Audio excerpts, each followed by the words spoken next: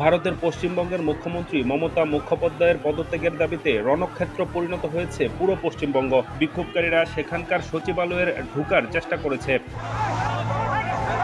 কলকাতা ভিত্তিক সংবাদ মাধ্যম আনন্দবাজার জানিয়েছে, মঙ্গলবার মহাত্মা গান্ধী সড়ক, Kolkata police training school, Santragachi, Howrah সেতুতে বিক্ষোভকারীদের সঙ্গে পুলিশের ব্যাপক সংঘর্ষ হয়েছে। বিক্ষোভকারীদের ইটের আঘাতে আইনশৃঙ্খলা রক্ষাকারী বাহিনীর এক সদস্যের মাথা ফেটে গেছে। বিক্ষোভের মুখে পুরো এক্সপ্রেসওয়ে বন্ধ করে দেওয়া হয়। সড়কে যান চলাচল বিঘ্ন ঘটায় সবাই মেট্রোতে করে গন্তব্যে ছোটার চেষ্টা করেছিলেন। পশ্চিমবঙ্গের বিখ্যাত আর.জি. কর হাসপাতালে এক নারী চিকিৎসককে ধর্ষণ ও হত্যার প্রতিবাদে বেশ কয়েকদিন ধরেই আন্দোলন করছে সেখানকার শিক্ষার্থীরা। এরপর এটি মমতার পদত্যাগের আন্দোলনের রূপ নেয়।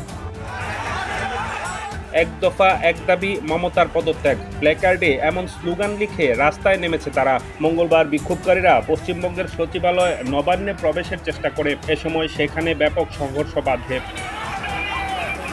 বিক্ষোভকারীদের সরিয়ে দিতে পুলিশ কাঁদুনে গ্যাস ও জলকামান ব্যবহার করে। অপরদিকে আইনশৃঙ্খলা রক্ষাকারী বাহিনীকে প্রতিহত করতে বিক্ষোভকারীরা ইট পাটকেল নিক্ষেপ করে।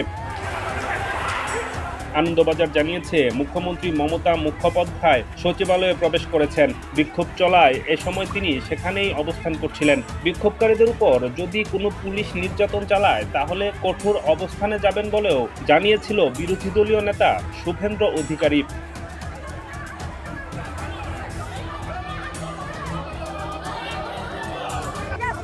টিয়ার গ্যাস মেরেছে, লাঠি চার্জ করেছে, মাথা ফেটেছে। ছাদ থেকে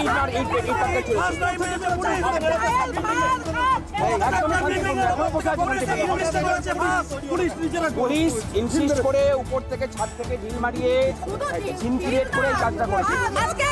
পুলিশ প্রশাসন হচ্ছে মুখ্যমন্ত্রীর বাঁচাটা।